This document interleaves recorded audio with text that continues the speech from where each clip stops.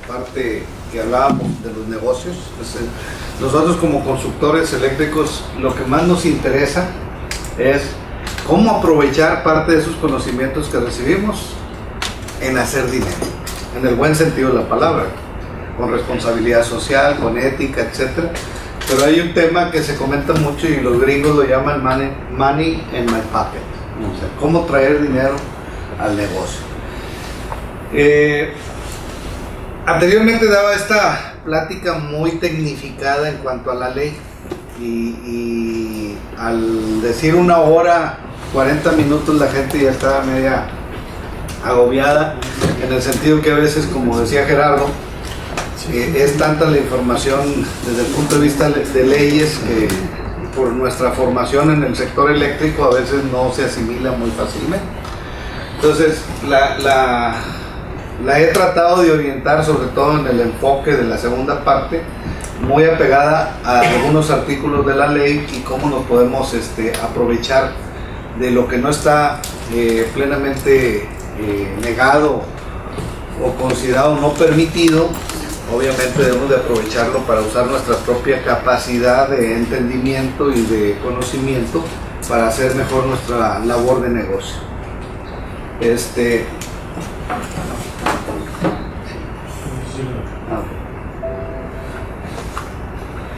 En la primera fase se va a dividir en 2 fases. La primera fase vamos a hacer algunas consideraciones de la reforma energética en México, el enfoque de adaptabilidad empresarial, cómo queda estructurada, y en la parte de innovación y creatividad.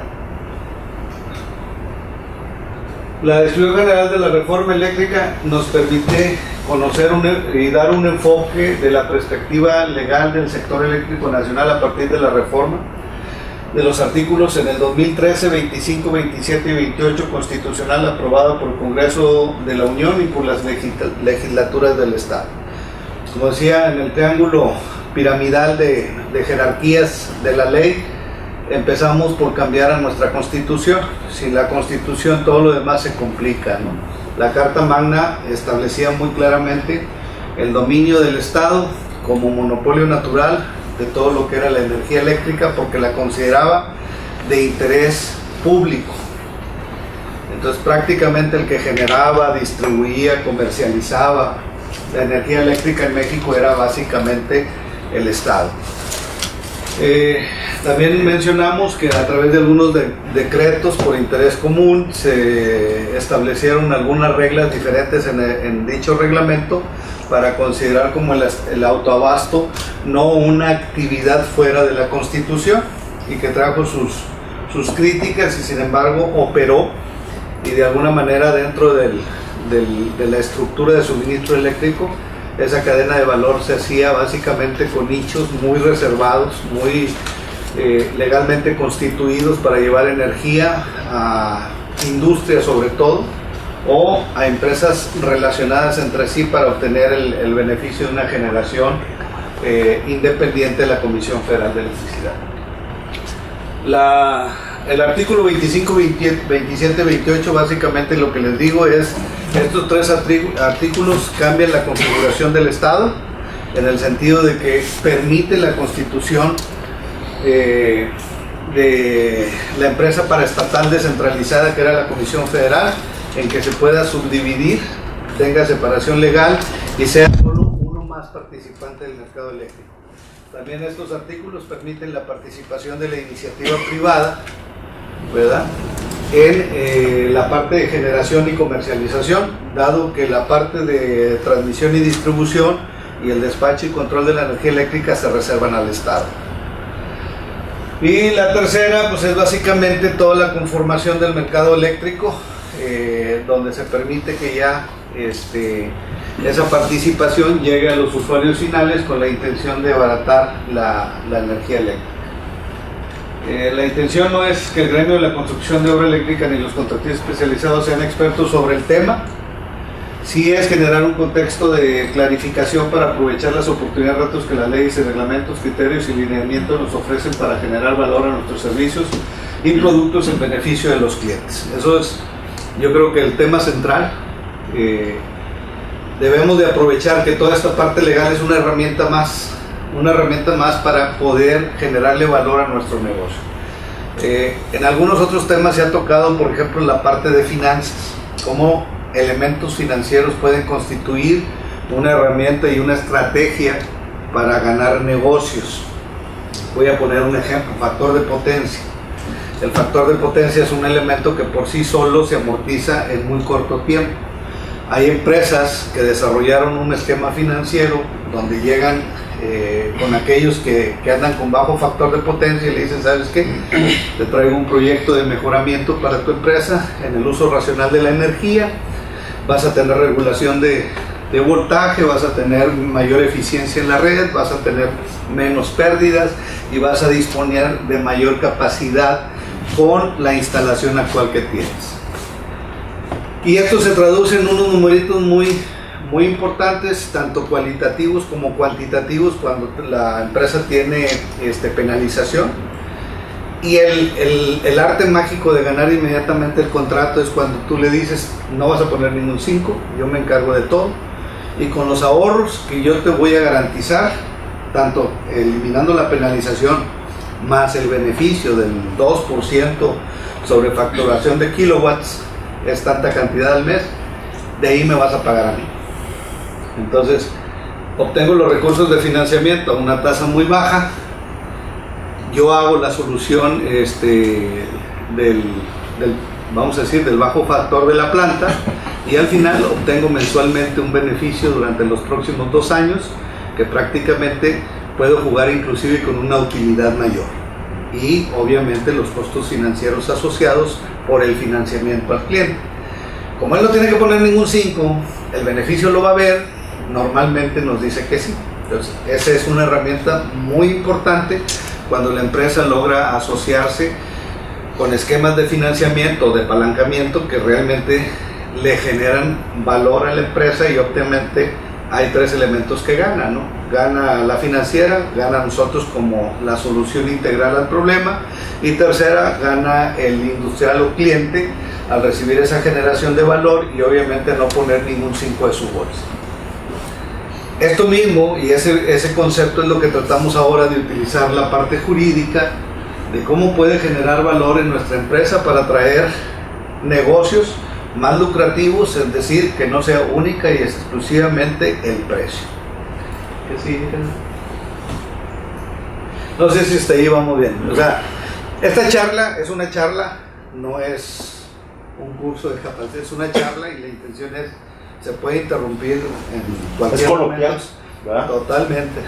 Entonces la intención es de que lo que vayamos viendo se vaya nutriendo en el sentido de experiencias y casos prácticos, y cómo elementos importantes dentro del concepto vayan fortaleciendo lo que ya sabemos hacer, pero no vengo a decirle a cada empresa lo que tiene que hacer a nivel técnico, constructivo, ingenieril, etcétera. Es aportar algo que realmente genere valor. Las leyes y reglamentos, los criterios y lineamientos es la bandera para decir al sector de los constructores qué nos pasa normalmente. Lo decía Gerardo, una entidad nueva, que en este caso es el SENACE, de repente no tiene la experiencia del trato con los usuarios, con los clientes, y ellos se basan básicamente en la ley y en los criterios para determinar soluciones particulares. Entonces, es que yo antes lo hacía así, bueno, ahora ya no se hace así, ¿verdad? Eso no se puede ya. Ahora hay que ir al SENACE cuando vamos a comisión: oye, traía este proyecto así, lo vi contigo. No, ya conmigo ya no es, ahora es al SENACE. Una vez que obtengas allá, al final vienes conmigo porque yo soy el transportista y yo te voy a conectar. Las reglas cambiaron, hay que preguntar al que sabe. O sea, empezamos a tener una serie de elementos que hoy van a ser muy frecuentes cuando tenemos que ir a buscar soluciones a las problemáticas que nosotros traemos en nombre del cliente, ¿no?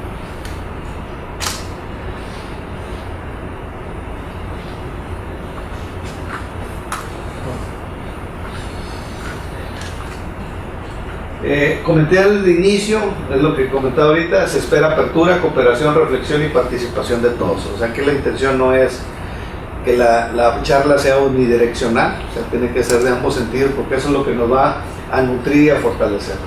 Más que enseñar, compartimos algunos conceptos, casos prácticos y experiencias aprendidas. No necesariamente ustedes personalmente tendrán que aplicar las técnicas mostradas, pero sí es muy importante que las conozcan y las recuerden. El cambio que hoy se vive podremos traducir en los 5 grandes áreas del sector eléctrico donde desarrollamos nuestra actividad.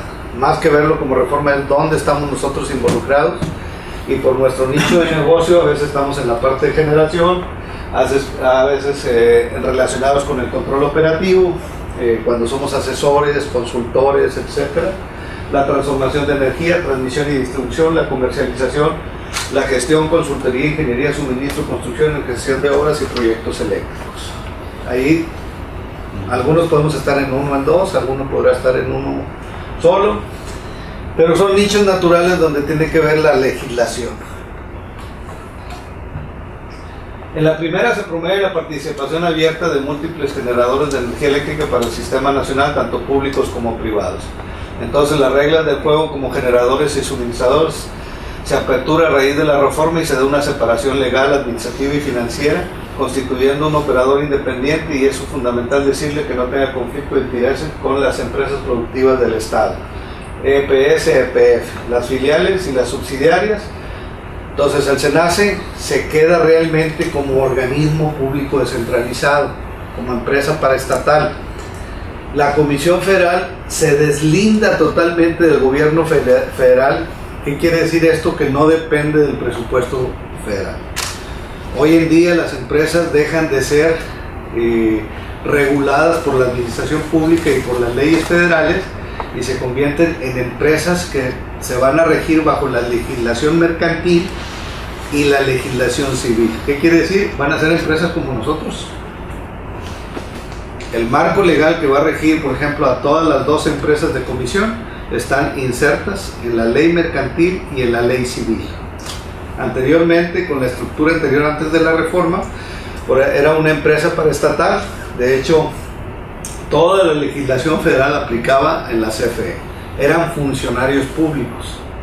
Hoy dejan de ser funcionarios públicos y se convierten en empresarios privados con ciertas atribuciones o con ciertas responsabilidades que emanan del gobierno federal, del Estado, para desarrollar ciertas actividades reservadas al Estado. No sé si esa parte es muy interesante y que queda muy claro. La empresa que queda en el lugar de CFE concebida, como anteriormente decía, es el SENACE.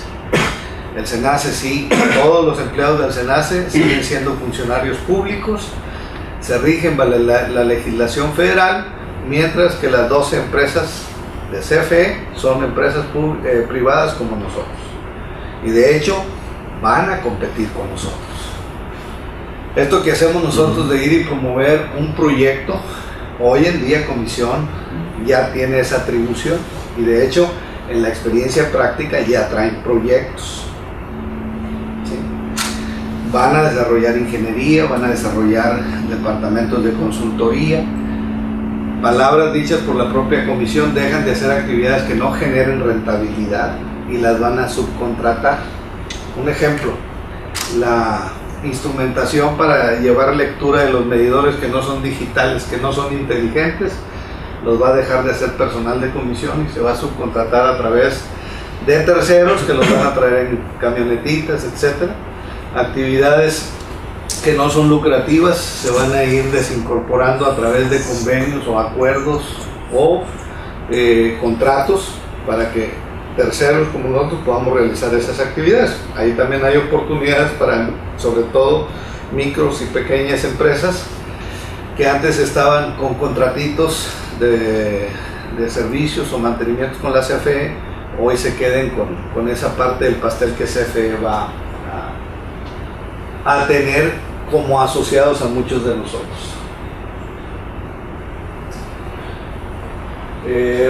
Entonces las reglas del juego, las reglas del juego como generador y suministrador se apertura a raíz de la reforma. Si lo vimos, el SENACE se queda como el operador responsable del despacho de energía eléctrica.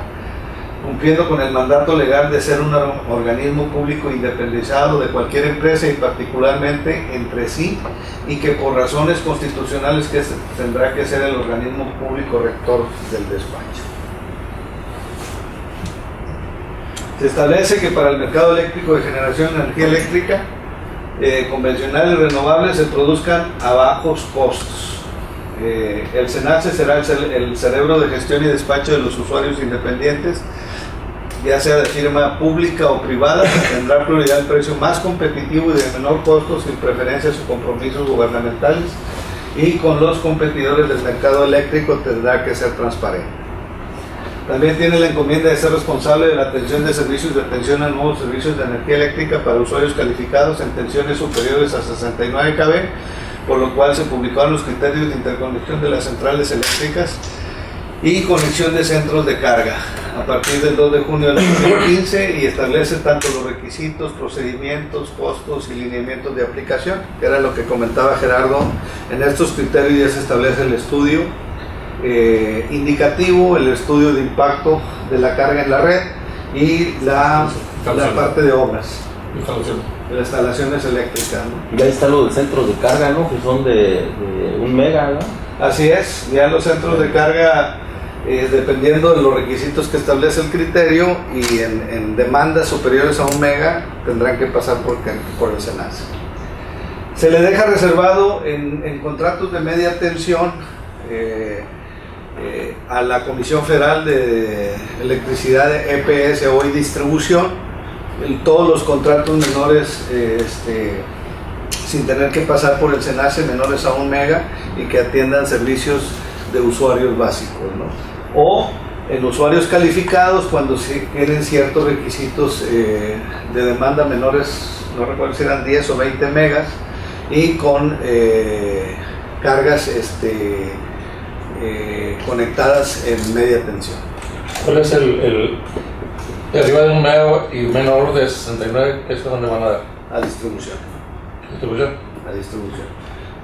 Dentro de las particularidades que determina en este caso el SENACE es que son redes que normalmente tienen más flexibilidad, dada en que en México parte de la distribución se desarrolló en media tensión. Entonces tenemos diseminados una cantidad de kilómetros enormes en media tensión que tienen la capacidad de poder llevar el suministro de energía eléctrica a los usuarios básicos y que el impacto en la red no es tan apreciable. Uno de los temas que comentaba el SENACE es básicamente que en cargas mayores a 1 mega se utiliza mucho la parte de cargas no lineales. Hoy las mayorías de las plantas con esa demanda tienen inversores, rectificadores, una serie de elementos que contribuyen a contaminar la red eléctrica. Entonces lo que se está buscando es que estas empresas con mayor a esa demanda pasen por un filtro, y lo decía Gerardo muy bien hace rato, pues dime qué vas a instalar, ¿no? Dime qué tipo de carga, cómo está tu carga, porque en medida que ha ido creciendo la demanda industrial, la utilización de la electrónica de potencia ha sido mucho mayor y por consecuencia hoy las redes en alta tensión son muy susceptibles de pasar parte de esa contaminación a cargas adyacentes que no tienen nada que ver con cargas no lineales. Hablábamos, es relevante conocer los criterios mediante los cuales se establecen las características específicas de la infraestructura requerida para la interconexión y conexión el 2 de junio del 2015. Aquí también es bien importante, y se decía ahorita, por ejemplo, comentaba el ingeniero Maltos, hoy en día pudiera considerarse que se está yendo al otro extremo, ¿no? Ya no, el SENACE, por una parte de confiabilidad, continuidad y seguridad del servicio, está tratando de meter en cada usuario de alta tensión cuadros de maniobra. Los cuadros de maniobra pues básicamente es abrir una línea troncal que alimenta 2 subestaciones de potencia y que normalmente viene de fuentes diferentes y permite darle una certidumbre de continuidad del servicio al cliente con un sistema redundante. Sin embargo, Hoy este tipo de precios para clientes pequeños pues se vuelve un muy difícil elemento de sortear, ¿no? Les voy a poner un ejemplo, un usuario de 5 megas, donde resulta que su inversión puede representar un costo menor a $1 millón, la infraestructura de Comisión Federal puede representar hasta $5 millones. Entonces, un 5-1 como que no le hace sentido a los inversionistas y se encarece bastante el monto de inversión, que probablemente en lugar de tener una amortización o retorno de inversión de 4 años se puede ir a 10, y eso hace que los proyectos no sean sostenibles y por consecuencia pueden emigrar a otro país buscando mejores facilidades, ¿no? Nosotros entendemos la posición del SENACE, mas sin embargo en algunos foros le hemos manifestado que no estamos de acuerdo, ¿no? ¿Por qué? Porque se están yendo al extremo de pedir lo más sofisticado de la red. Hay cuadros de maniobra, de interruptor y medio, de anillo, que son mucho más baratos que el concepto que tiene transmisión. Hay que recordar que transmisión normalmente estaba muy orientado a inversiones de transportación de energía eléctrica. Entonces, el sistema de redundancia y el sistema de control, protección, etcétera, es de los más sofisticados.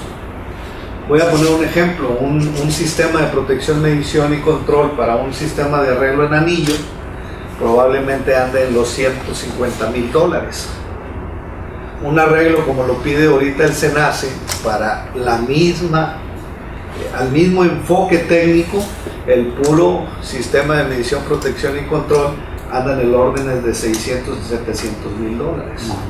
Entonces, esa es la diferencia que estamos ahorita presentando para cambiar un poquito los lineamientos, de enfocarnos en cosas que técnicamente pueden hacer lo mismo, aplicar la máxima que viene en la ley, de que ante dos opciones que cumplan técnicamente, irnos a la que económicamente sea más práctica para el que aporta los recursos para la inversión, cosa que el SENACE está batallando mucho para entender.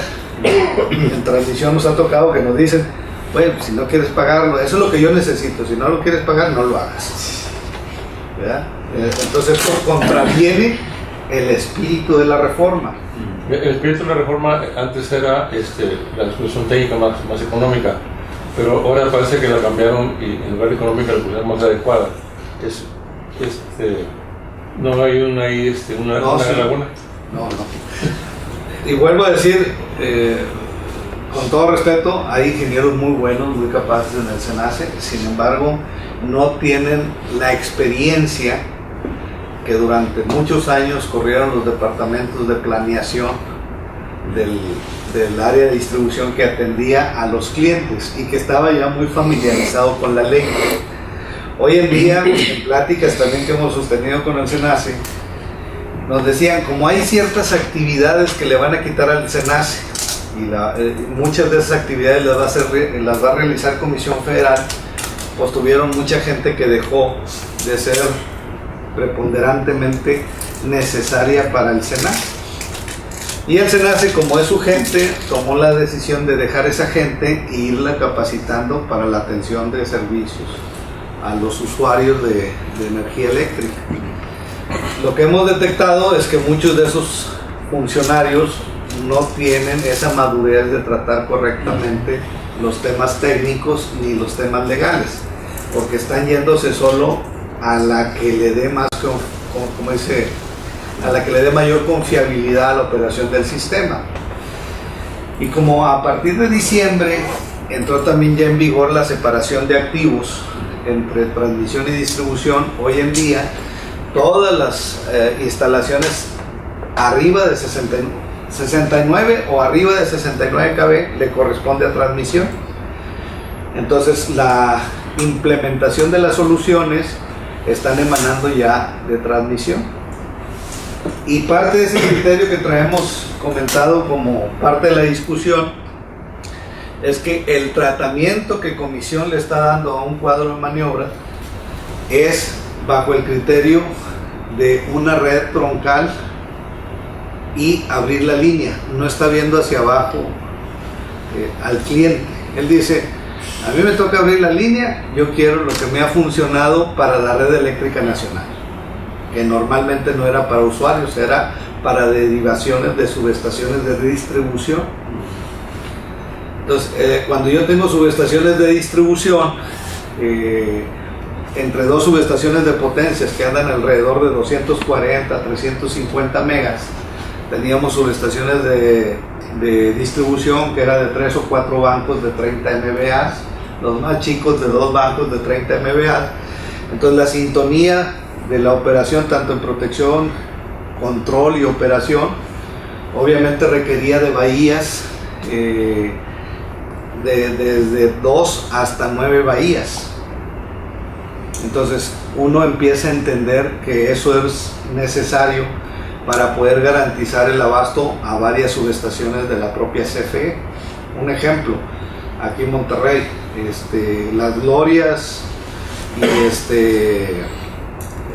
en el caso de Escobedo, son subestaciones de potencia y de ahí emanan, no sé, 20, 12, 5, dependiendo el polo de desarrollo, subestaciones de distribución.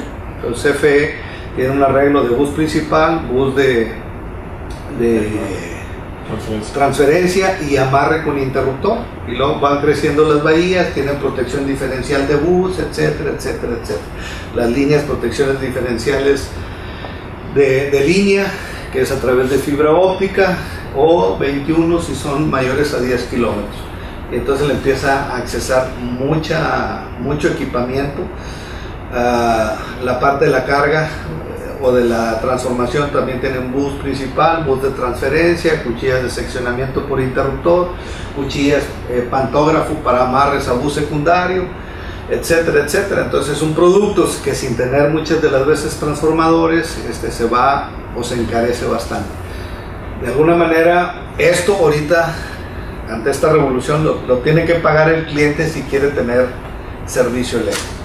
Sin embargo, yo siento que aquí la parte de nosotros como constructores, la parte colegiada, tenemos que ir en camino a que la prudencia y la buena práctica trate de mensurar los requerimientos de comisión, y más que nada si viene en la ley de la industria eléctrica. El reglamento establece todavía esos criterios que señalaba Claudio, y ahorita lo vamos a ver. Y puedes poner nuestro conocimiento pleno de la ley de OM. En la transformación para fines prácticos, el Estado asignó la responsabilidad del fluido eléctrico a 2 empresas productivas del Estado, la EPS Distribución, que son de 34 CBAPO, y la EPS Transmisión, que es la red eléctrica igual o superior a 69 cables. Por lo que los proyectos de inversión pública o privada tendrán que celebrar contrato de interconexión con dichas entidades productivas del Estado, ya sea para centrales de generación o cargas puntuales. Como se lleva la energía de un lugar a otro, a través de un monopolio natural considerado de interés público, es decir, eso no cambió, fue la parte que no cambió de la ley anterior a la ley nueva.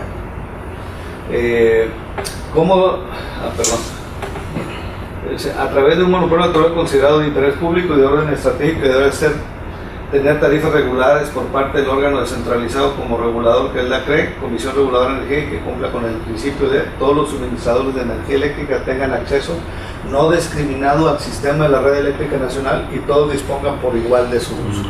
Que era lo que decíamos, el término de la ley hoy permite que cualquier generador, cualquier usuario que tenga una carga se puede conectar ya sin discriminación o sin restricción alguna. La comercialización, que es básicamente dentro de la ley de la industria eléctrica, que se publicó a partir publicada el 14 de agosto de 2014, que modifica el régimen del sector eléctrico para transitar a un nuevo modelo basado en la libre competencia. ¿Sí? Ya no importa si son de CFE, por eso hablábamos que es una empresa privada, es una empresa de procedencia nacional o es una empresa internacional, todas quedan inscritas en el mismo nivel jurídico y por consecuencia con la misma capacidad de competir unos entre otros. ¿Quién va a determinar el que tenga mayor éxito, los costos, que era lo que decíamos, la entidad del despacho estará obligada a entregar la energía más barata en primera instancia a los usuarios calificados que estén registrados en la Comisión Reguladora de Energía. Entonces, aquí ya no se vale que CFE le diga a Cenace, échame la mano, tengo generadores parados porque estoy utilizando mecanismos que encarecen la producción de energía eléctrica. Y un ejemplo que se ha discutido mucho los que de alguna manera estamos inmersos en este tema. Una empresa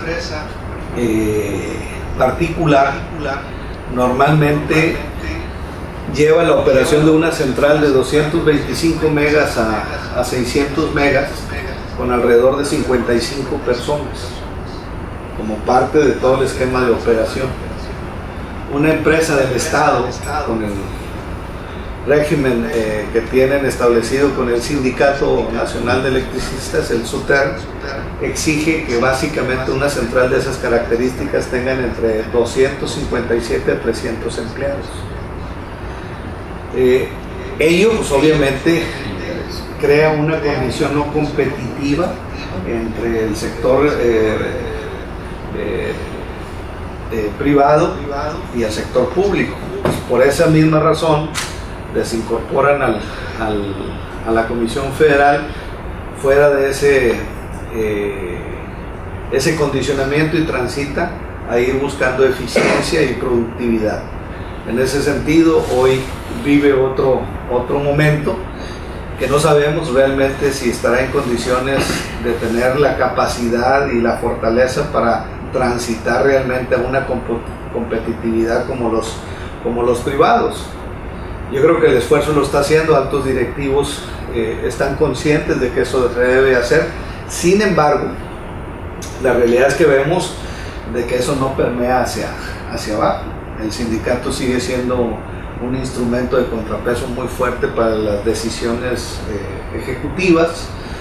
Hoy aparecen las administraciones de los consejeros independientes, donde tienen participación de llevar a transitar a ese punto.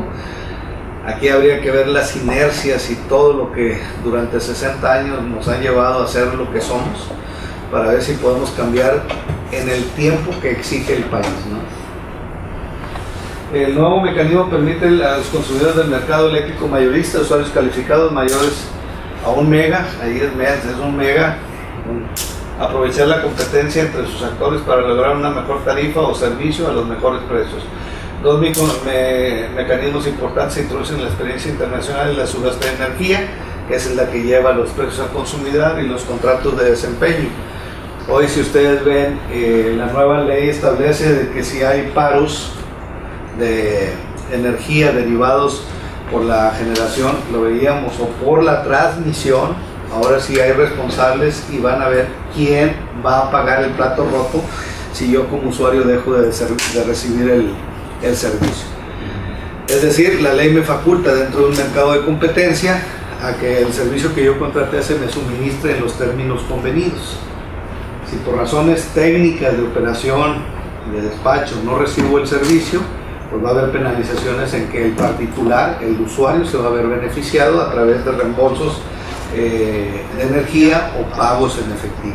Entonces, todo este esquema también dinamiza el sistema para estar en condiciones de realmente convertirnos en consumidores que están protegidos por las leyes privadas, en este caso, y utilizar los recursos que se tienen a través de las procuradurías de hacer efectivo esos beneficios que contempla la ley.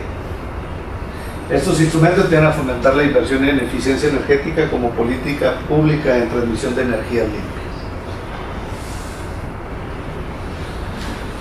El responsable de instrumentar soluciones, asesorías y estrategias a los clientes y usuarios de los servicios de energía eléctrica, ¿quiénes son? Efectivamente, ¿quiénes son? En el pasado veíamos que había muchos usuarios que iban a comisión, y comisión daba respuestas en razón del interés de la propia comisión, y éramos nosotros, o tendríamos que ser nosotros, los que a veces tendríamos que decirle al cliente o quitarle ese velo de engaño de que no era la única solución, hay otras soluciones, ¿no? Y que eso lo vamos a ver en los casos prácticos, de que muchas veces no tenía el 100% de la información. Entonces, muchas de las decisiones no eran las mejores para el cliente, o muchas veces eran inclusive consideradas como abuso de autoridad por no ser claros con los usuarios finales. Pero en esta parte son pocos los que están participando. ¿Por qué? Y decíamos, nuestro sector nos estamos enfocando a dar soluciones técnicas y de instalación eléctrica, y se acabó. Esa es mi chamba. Yo ya no tengo por qué meterme en temas de asesoría o cuál es valor agregado, etcétera. Y bueno, chamba sobraba para nosotros, ¿no? Afortunadamente, hoy los tiempos también cambian, vienen más participantes, vamos a estar inundados por nuevas empresas que van a ser comercializadoras, que van a hacer convenios con la comisión, que van a traer lana para operar, y muy probablemente nosotros vayamos a ser dentro del acertijo los que estemos haciendo la chamba, pero no los que nos estemos beneficiando económicamente, porque los contratos que vamos a tener van a ser muy apretados, ¿no? La tarea del constructor y contratista eléctrico no solo son la técnica, la instalación, ponen en operación obras y proyectos, instalaciones, montajes. Podemos ofrecer un portafolio más integral y soluciones completas. ¿Por qué? Porque somos empresas, somos negocios. Entonces tenemos que redimensionar de alguna manera lo que hoy hacemos bien y dónde vamos a mejorar. Y lo que decíamos, hoy tenemos que manejar la técnica, la parte legal y la parte financiera. Yo creo que son los tres elementos que como reto tenemos los constructores. No me puedo decir yo soy el mejor y si alguien me quiere, pues, acepta lo que yo tengo, ¿no? Hoy tenemos que ir un poquito más allá. Soy bueno, pero puedo ser mejor. La pregunta aquí es contestarnos dónde estamos, si sí, si no, y el por qué. Hay un pequeño video que me gusta mucho cuando se toma un pequeño tema.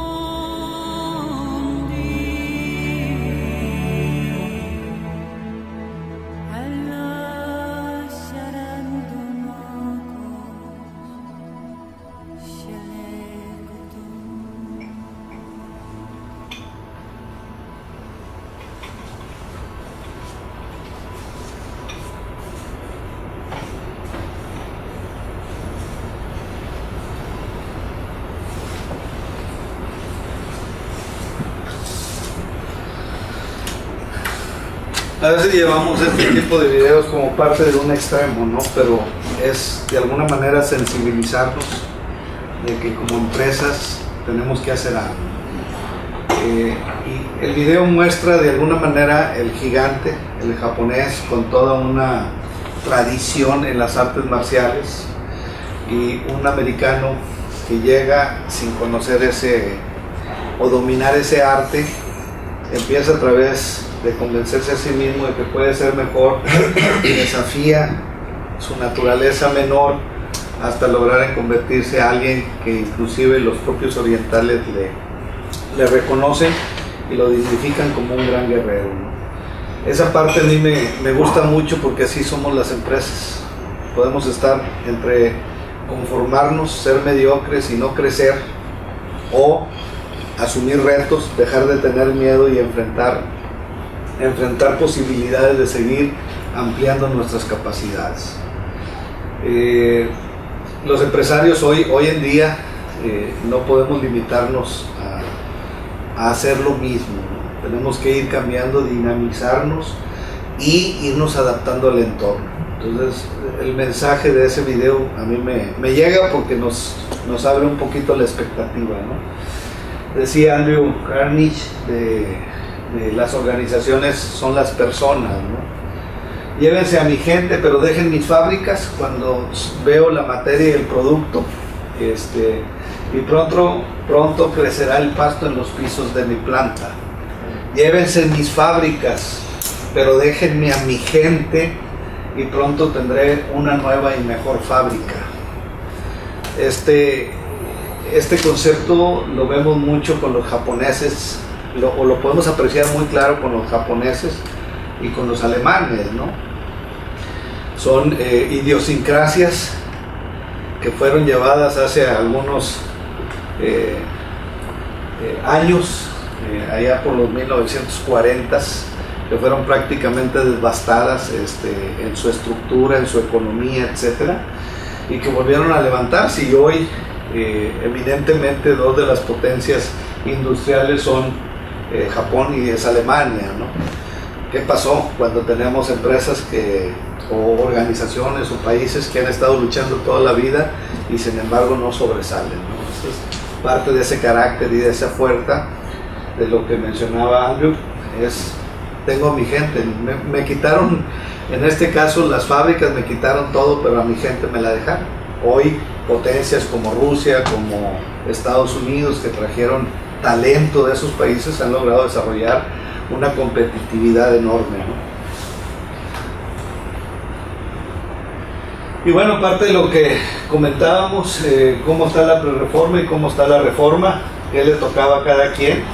Si ven, prácticamente queda la Secretaría de Energía, el SENACE, la CENER y la Comisión Reguladora, cuando antes el preponderante, pues básicamente en generación, en control y despacho, transmisión y distribución eran CFE. Ya en la reforma, básicamente CFE va a aparecer en la parte de competencias como empresa privada, y le queda en la transmisión y distribución. El SENACE le ha entregado la operación, mantenimiento, ampliación y crecimiento de la red eléctrica nacional a la Comisión Federal de Electricidad, siendo una empresa privada. ¿Qué se hizo dentro del concepto de negocio? Viéndolo del enfoque de negocio, ¿cómo le hago para tener un monstruo como era la Comisión Federal de Electricidad, considerada entre las 15 empresas a nivel mundial? Era lo que comentaba también Gerardo en la mañana. Pues es como instrumentar un cambio, pero sabemos que requiere de recursos, y el Estado es obligado solidario a que sus empresas hoy, filiales o subsidiarias, cuenten con lo mínimo necesario para mantenerse sobre esta transición que va a durar aproximadamente 5 años. Generación, pues obviamente con la nueva regulación queda con el suministro básico prácticamente del país, y que dentro de la totalidad de consumidores pues tiene una gama muy amplia que representa alrededor del 60% de la demanda. Entonces esas centrales que tienen operación la Comisión Federal, que están emigrando a generación eficiente a través de gas, y utilizando el vapor como un tercer elemento para generar. La intención es de abaratar el costo. Probablemente por esa estructura que vamos ahorita no va a ser la más competitiva y se va a regular el precio, pero esas plantas que va a administrar, operar para generar energía eléctrica, Comisión ya le tiene al menos una parte de esa demanda por naturaleza propia de los usuarios básicos comprada. Entonces, generación se salva porque ya tiene ya tiene ingresos que le van a permitir mantenerse y operar. Ya dependerá qué tan capaces son, qué tan productivos son para entrar a la competencia del mercado mayorista. Y para eso pues también hemos visto que en los últimos 2 años ha generado algunos contratos importantes. El insumo más importante va a ser el gas. Pues CFE ya está en el negocio del gas también, con 3 contratos importantes para llevar gasoductos desde Texas a México y a interconectar para alimentar sus propias centrales, como para almacenar y vender energéticos a través de lo que es la demanda que va a tener el país en gas. Entonces, yo creo que en ese sentido, en ese tenor, está haciendo lo correcto para realmente convertirse en una empresa productiva del Estado. Y está muy orientada a ir reforzando a todos los niveles esos cambios estructurales. Veíamos en una de las filminas que nos presentaba Gerardo, de cómo este año pasado y este año ya llevamos superávit en la Comisión Federal de Electricidad.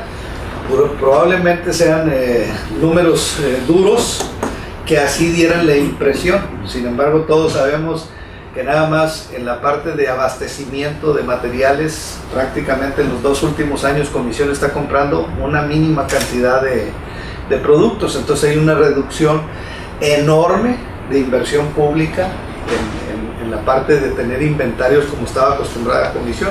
Hoy va uno, por ejemplo, a los almacenes de CFE y yo creo que encontramos el 20% de lo que había antes.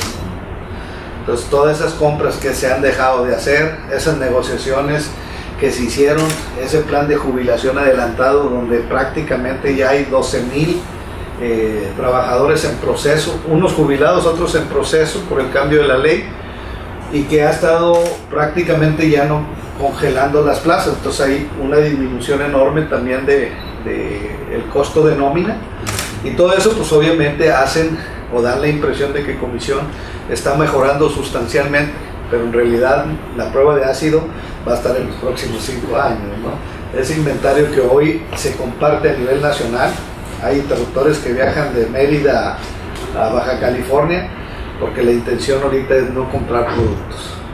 A lo mejor se incrementó mucho el gasto de fletes, pero y va a haber un momento en que se va a agotar ese inventario. ¿Y qué va a suceder? O sea, ahí es donde vienen los contratos, en los últimos contratos de coinversión que está haciendo con empresas privadas, por ejemplo los medidores, en calidad de energía, que está haciendo para reducir todo lo que sea ahorita reducción de pérdidas por compromiso federal. Son proyectos que prácticamente se están dando. Tú ofrécele hoy a la Comisión Federal un proyecto donde represente disminuciones técnicas de pérdidas o esquemas de no técnicos, los está comprando. ¿Por qué? Porque en el futuro va a representar un dinamismo más fuerte de la Comisión a reducir costos. Y la parte que comentábamos, o sea, que me interesa mucho entender y cómo funciona es cómo tenemos generación de conocimiento y comprensión de los factores relevantes de la estrategia del negocio. Al final aquí tenemos el más importante del elemento, que es el cliente, que es nuestra compañía y que es la competencia. O sea, así de simple. Nuestro entorno está aquí. Me interesa el cliente, pero no estoy solo, tengo un competidor o varios competidores. ¿Qué hago? ¿Qué tengo que hacer? Si tengo factores tecnológicos, factores jurídicos, factores constructivos, factores socioculturales y factores económicos. Pues es ir conociendo los entornos y esos factores que de alguna manera me van a ser diferenciador con respecto a mi competencia. ¿Qué sucede si yo voy a presentar soy un constructor de fraccionamientos y me dedico a hacer troncales y a hacer derivaciones de la troncal para la vivienda. En la parte tecnológica, pues nadie me va a venir a enseñar cómo hacer los fraccionamientos, porque a eso me dedico. Sin embargo, dentro de la tecnología e innovación, pues hay productos novedosos, hay productos que pueden hacerme diferenciador en el sentido de que pueda generar valor al cliente. ¿Sí? Hay ciertos procesos que sí puedo y tengo que intercambiar con los factores constructivos, ¿no? Muchas de las veces puedo reducir el tiempo, a lo mejor no en costo, pero sí en tiempo de realizar una obra. En lugar de hacerla en 3 meses, la puedo hacer en 1 mes y medio, haciendo un proceso innovado entre la tecnología y el proceso constructivo. Ese mes y medio me representa menor nómina,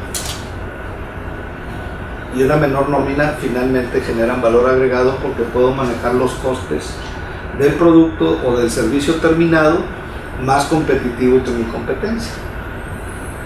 Los factores jurídicos es lo que estamos hoy inmersos en platicar, cómo le genero valor a mis servicios, dando soluciones integrales, pero que permitan de alguna manera que el cliente y usuario sea el que pague esa generación de valor. Y yo hacía analogías en este sentido. ¿Qué sucede cuando voy a un doctor? ¿Por qué voy a un doctor? Mi organismo, mi cuerpo, es el mejor termostato natural con el que contamos. Si tengo temperatura, no necesito ser doctor para que automáticamente sé que algo no está bien en mi organismo. La temperatura es producto de que tengo un virus o tengo una bacteria que está descompensando mi temperatura normal o promedio que tiene el organismo, y que todos sabemos que andan alrededor de 37 grados, ¿no? Traer 39, 40, algo me dice que está mal, entonces tengo que actuar. Y dentro de este concepto me voy a encontrar también que en el mercado tengo diferentes actitudes de competencia. La competencia está en que volteo y tengo una farmacia que se llama farmacia Simi o farmacia popular, y veo uno a un lado de la farmacia que dice asesor médico o consulta gratuita. ¿Qué significa? Que tengo un doctor ahí que, dependiendo de mi capacidad, de mis recursos y de mi conocimiento, puedo tomar la decisión de utilizarlo. Mi sentido común me dice que voy a salir con una listota de recetas, desde el dolor de cabeza, desde temperatura, analgésicos, etcétera, etcétera. Un antihistamínico si es una gripa, un antibiótico si es, etcétera, ¿no? Entonces, en ese sentido, volteo y hay una consulta de un doctor que me cobra de 200 a 400 pesos, ¿no? Y si quiero voltear a un especialista, pues sé que me va a cobrar 1,200 pesos. La decisión está en mía. ¿A dónde voy a ir? ¿A dónde voy a recurrir? Pensando que en mi caso no es una limitación económica. ¿A dónde iríamos? Ingeniero, ¿a dónde irías tú? Al especialista. Ingeniero. Al especialista. ¿Por qué? Sentido y razonamiento lógico. Desde que entro yo con el especialista, abro la puerta y veo diplomas por todos lados. Sabemos que es una persona actualizada en su área de competencia. Y tercero, porque sé que a pesar de que es un asesor, realmente el doctor no me cura, sus conocimientos me van a dar un nivel de garantía, un nivel de seguridad de que estoy en las mejores manos posibles. Entonces, el área del constructor, del ingeniero, no debe de menospreciarse. Y volvemos al concepto de cómo y en qué condiciones estoy para sentirme doctor Simi, consulta convencional o especialista. El límite, ¿quién lo pone? El coste y el precio del servicio lo que nos hace diferentes en las empresas es el margen de utilidad. ¿Sí? Lo mismo cuesta mantener una gran oficina que mantener un espacio pequeño, porque finalmente hay un coste. ¿A dónde nos lleva? A que en medida en que yo realmente sea más competitivo, mis conocimientos me permitan cobrar más, el margen, el net margin de la utilidad me va a crecer exponencialmente en medida en que yo tenga más conocimientos que me diferencien ante los ojos del cliente. ¿Por qué? Competencia. La competencia, aquí es donde entra la parte importante. La competencia normalmente va a ofrecer lo mismo. Es que todos ofrecemos lo mismo. Yo hablaba del constructor del fraccionamiento. Todos vamos a ir a ofrecer lo mismo. El cliente va a ver que le doy un contrato y él me empieza y me termina el fraccionamiento. La diferenciación va a estar en cómo lo hago y qué tanto me puedes aportar para reducirme costos.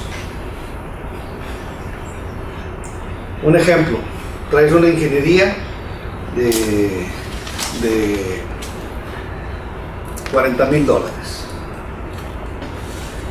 Vamos varias empresas a presentar. Fui a la videoconferencia que hace si alguien de aquí va, pero no, para quitarle el número de aquí va, ¿verdad? Bueno, y ahorita lo vemos. Ándale. Y se presentan 10 empresas en la lucha por obtener el contrato, porque probablemente esas 10 empresas necesiten el contrato, ¿no? Y de repente empieza una guerra de precios. ¿Por qué? Porque todos estamos inmersos en una competencia de iguales. Y yo hablo de que probablemente con mis servicios de ingeniería pueda ser, dependiendo mi verbo, con valor agregado, porque vamos a meter menos elementos, vamos a cumplir con la norma oficial mexicana, etcétera. Cuando todos sabemos que todos tenemos que cumplir con la norma oficial mexicana, no puedo ofrecer algo que esté fuera, porque a la hora de aprobarlo no va a pasar. Entonces, no puedo inventar ni vender algo menor a lo que nos marca la norma oficial mexicana, que ese es, vamos a decir, el termostato de que nuestra ingeniería pase ante los ojos de un verificador, que finalmente requerimos el dictamen para poder contratar con el cliente. Sin embargo, va a venir otro que ofrece bondades mejores y pum, de los 40,000 ofreció en 30,000. Para no hacerse las largas, después de un mes de estar negociando, ya hay alguien que anda en 15,000 o 18,000 dólares. No sé si les ha pasado. Lo primero que presuponemos es que es un desmadre, que el güey que va a ganar lo está regalando porque espera que le den la obra. No sé si ustedes también lo han oído muy comúnmente. Aquí en México no, eso no sucede. No. Entonces se vuelve realmente una encarnizada pelea entre la competencia por obtener ese pedacito de mercado a un precio que está por debajo de los costos reales de una buena ingeniería. Sin embargo, hay cosas en las que podemos generar valor. Ese cliente, por otro lado, está haciendo un contrato con la Comisión Federal de Electricidad para obtener 4 megas de energía eléctrica para arrancar la construcción de una obra. ¿Sí? Si nosotros, que somos los que tenemos el conocimiento, no sabemos aprovechar y capitalizar esa posibilidad de ganarnos la confianza, generar primero el vínculo de confianza con el cliente, pues estamos perdidos. Hay alguien que llega y dice, oye, es que lo que estás haciendo no te va a llevar al camino correcto. Al presionar demasiado los precios, al final del cuenta el producto que vas a tener no es el mejor. ¿Qué problemas tienes? O sea, generalmente un proyecto de esta naturaleza trae muchos vértices donde podemos nosotros los constructores apoyar. No, todo lo tengo controlado. Vas a requerir energía eléctrica para arrancar tu proyecto, ¿no? Tu proyecto es de 20 megas, pero ahorita vas a requerir para cómo construir. Ah, no, ya lo tengo controlado, tengo un cuate que es muy amigo del superintendente, ya fuimos y platicamos y ya estamos haciendo un contrato que me va a costar aproximadamente 4 millones de pesos, 4.8 millones de pesos. Oye, ¿qué te parece si yo como constructor me das a mí la ingeniería y yo me encargo de todo eso, esa lana la pago yo. A chingar, o sea, no suena lógico, ¿no? Te doy un contrato de $40,000 y tú me pagas 4.8 millones a comisión para darme energía. ¿Sí? Que no sea comisión federal. Así. Dice, ay, cabrón, no me suena lógico. Espérame, esto ya rebasa mi capacidad, déjame hablarle al director del proyecto. Y se va y le dice, oye, ahí tengo un pinche loco que dice que le dé un contrato de $40,000 y él se encarga de todo. Yo voy a tener 4 megas de energía y lo que le tengan que pagar a comisión él se lo paga. Ahí viene el director y dice, a ver, güey, ¿cómo está ese pedo? Así. No, pues es muy sencillo, yo te estoy ofreciendo un paquete. En el paquete está la ingeniería, está la consultoría y está la gestión de todo lo que se requiere como infraestructura para tus servicios, adicionalmente a la parte o a la etapa del arranque de tu proyecto. ¿Y cómo me lo garantizas? Hacemos un contrato, te otorgo una fianza o una carta de crédito para que te sientas más tranquilo, donde yo te garantizo que yo voy a hacerme responsable del proyecto total. Está interesante, déjame ir al comité. Viene alguien del comité y ya están interesados porque le estás diciendo que no va a pagar 4.8 millones de pesos. Tú se lo estás diciendo, ¿no? Y nadie más se lo ha dicho. Viene gente del comité y dice, sí me interesa, pero me vas a firmar y que si me quedas mal, que te voy a... La clásica, ¿no? Normalmente la ambición es en ambos sentidos. Y el haber generado en primera instancia la duda te da un paso adelante de tu competencia. Lo importante... Perdona, Héctor, pero no sueltas toda la información de TAC, ¿no? Bueno, yo estaba ahí en ese dilema porque si es bueno o no, de alguna forma, acercarte a tu cliente, si es tuyo, entonces sí abrir este tema de la información. Yo sinceramente tengo esa duda, hasta dónde, no es si tienes el bueno conocimiento, hasta dónde abrirlo, ¿no? El conflicto de intereses y normalmente los arreglos previos en México es muy común. Entonces, si yo tengo, Gerardo es mi amigo, y tengo 5 verificaciones, por amistad se las puedo dar. Y si viene alguien que me ofrece un valor agregado que Gerardo no me está dando, por mi amistad, yo le digo, espérame Gerardo, ¿cómo está esto? Y entonces al final, si la otra persona me da toda la información, le digo, Gerardo, investígate esto, me están ofreciendo esto, sí, Gerardo llama al subcontacto, acaban de cambiar la ley o modificado el procedimiento y fue hace 4 horas, ese cuate ya lo sabe, ha de tener un contacto de otro nivel, que desde que se estaba gestando ya está enterado, pero sí se puede. Yo voy a preferir a alguien que conozco, que es mi amigo, a alguien que, aunque sepa un poquito más, no lo supo operar correctamente.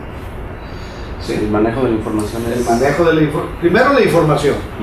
El segundo, la capacidad de implementar la información en el resultado que yo busco. Y tercero, el manejo de la información. ¿Sí? A veces cometemos ese pecado que vamos e informamos todo, ¿no? Entonces, dentro de la estrategia de negocio, pues estamos echando a perder ese factor diferenciador en beneficio de la información. Y también depende mucho con quién estés. A veces sueltas información muy valiosa, que sabes que te la pueden quemar, pero siempre la persona que te toma la información tiene que saber mucho menos que tú.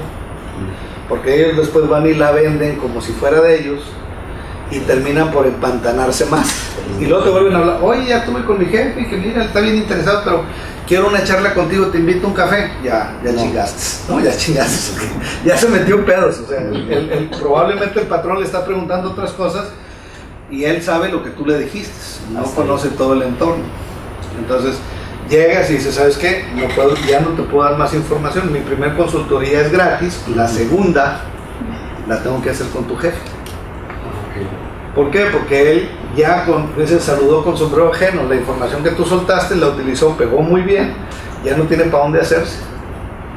Y eso nosotros lo llamamos mucho psicología de la organización. Tenemos que entender que la conducta humana es muy predecible. no podamos saber si un fierro falla o si se presenta un fenómeno eléctrico dentro de un proceso y hay que investigar.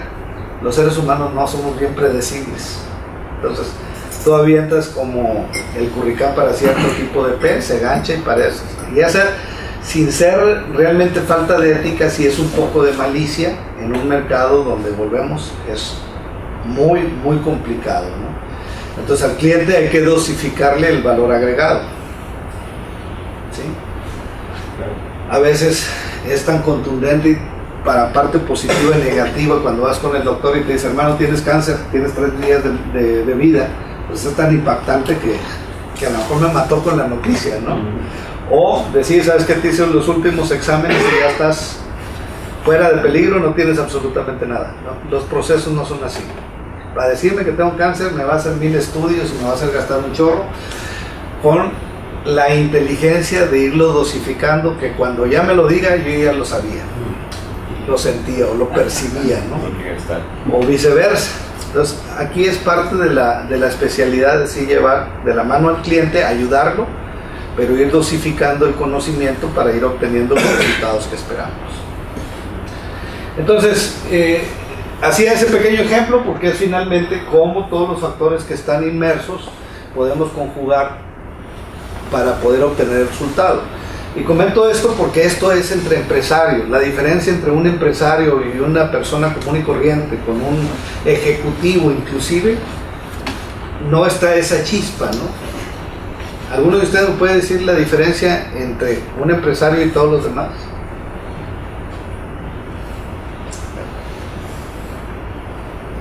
Ellos no arriesgan. ¿Dónde? No arriesgan. Ahí va. El empresario todos los días sabe que la moneda está en el aire, porque todo lo que está haciendo representa para él la posibilidad de ganar o perder algo. Estamos acostumbrados a traer adrenalina todos los días, de hecho nos hace vivir. Una persona común puede traer estrés, agobiado por el trabajo, por la presión, por lo que le encargaron, pero no está él en la posibilidad de entender lo que es ganar y perder algo propio. No sé si me explico. Lo peor que le puede pasar a un empleado es perder el trabajo y buscar otro. Al empresario le puede cambiar totalmente la vida. No sé si me explico. Entonces, esa diferenciación, esa forma de pensar, esa forma de hacer, siempre hemos dicho dentro de nuestra retórica, no te lleves los problemas a la casa. Y yo digo, yo acostumbré a no llevarme los problemas a la casa, pero el cerebro sí se lleva algunos temas que por más que quieras, no puede. Un trabajador no, si él decide no llevarse los problemas a casa, no se los lleva. Corta y se acabó. El empresario no, por más que quieras y trates de practicarlo, habrá temas en la cabeza que están pensando lo del día siguiente, lo de la hora siguiente, lo del mes siguiente, lo del año siguiente. ¿La que sigue? Parte de esa cosa importante o de entendimiento es que nos debe traer clic. Si hablamos de finanzas, si hablamos de esquemas que hoy escuchamos mucho a través de la formación, es básicamente entender, comportarnos y actuar como empresarios. Y parte de la innovación es un elemento fundamental. Estrategia de innovación, oportunidades para innovar y el individuo innovador. Locura es hacer la misma cosa una y otra vez esperando obtener diferentes resultados. Entonces, si ya le buscamos como empresario y estamos haciendo lo mismo y el resultado no nos agrada, tenemos que generar cambios. Y la creatividad y el pensamiento de un empresario a buscar cambios sustanciales en la empresa no se compran en el mercado. Podrá haber herramientas, muchas herramientas que sí son buenas y útiles para hacer mejor nuestro trabajo. Yo puedo contratar un coaching para tratar de llevarme a la mejora continua, a la calidad del servicio, a la administración, al management innovador, y muchas herramientas, pero la esencia de una empresa está en su gente fundadora, en su gente que piensa como empresario. Y eso tenemos que generarlo nosotros y convencernos de que uso herramientas es para cambiar y darle un giro en mejora a la perspectiva que yo tengo de mi propio negocio. Pues, si todas las herramientas que yo contrato para ser mejor, hoy soy ISO 9000 2015, hoy soy OSHA o 18000 en seguridad y 14000 en medio ambiente y me lleno de certificaciones, pero como empresario sigo haciendo lo mismo, voy a tener el mismo nicho de mercado y voy a estarme manteniendo con un estándar o con un performance mejor, pero voy a seguir siendo el mismo. Si yo innovo, cambio de alguna manera esa mentalidad para crecer, para diversificarme, para generarle valor al cliente, voy a crecer. Y como decía el video, si yo crezco, todo lo que está alrededor mío crece. Si yo tengo un buen elemento dentro de la empresa que tiene esas capacidades, tiene esas virtudes, no lo pienso dos veces, lo hago socio. Oye, pero ni tu hijo es. Lo hago socio. El negocio requiere de talentos. ¿Sí? Hoy las empresas innovadoras están buscando talento, no familiares. Que sí. Pues ya es la una. Le cortamos aquí y ahorita que regresemos de la comida le damos a la parte final de la presentación.